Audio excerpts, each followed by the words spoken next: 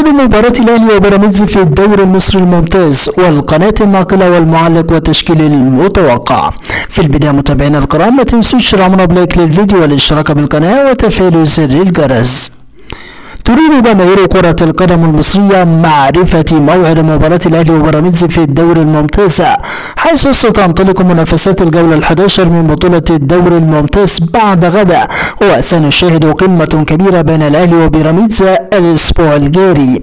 ويسعى المارد الأحمر لتعويض التعادل في المباراة الماضية مع سيراميكا كليوباترا، لكن بيراميدز خصم صعب وعنيد ويحتل المركز الرابع في بطولة الدوري المصري.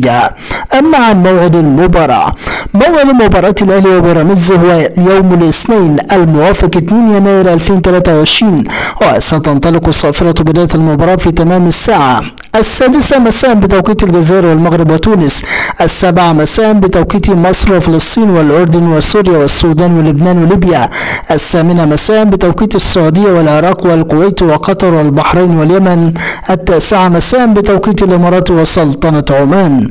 أما عن القناة الناقلة للمباراة، تذاع مباراة الأهلي وبيراميدز على قناة اون تايم سبورت 1.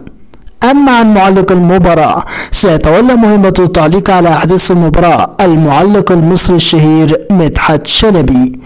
أما عن تشكيل الأهلي المتوقع أمام بيراميدز، من المتوقع أن يبدأ السويسري مارسيل كولر بتشكيل مكون من: في حراسة المرمى محمد الشناوي، في خط الدفاع ياسر إبراهيم، علي معلول، محمد عبد المنعم، محمد هاني، في خط الوسط حمدي فتحي، اليو ديانج، حسين الشحات، محمد مجدي أفشة، في خط الهجوم بونو سافيو وشادي حسين. أما عن تشكيل بيراميدز المتوقع أمام الأهلي، في حراسة المرمى أحمد الشناوي، في خط الدفاع أحمد سامي، أسامة جلال، محمد حمدي، عبد الله مجدي، في خط الوسط بلاتي توريه، إسلام عيسى، رمضان صبحي، مصطفى فتحي، عبد الله السعيد، في خط الهجوم فخري لاكاي. متابعينا الكرام، نحن في انتظار نتيجة توقعاتكم عن المباراة في التعليقات، ولا تنسوا الإعجاب بالفيديو والاشتراك بالقناة.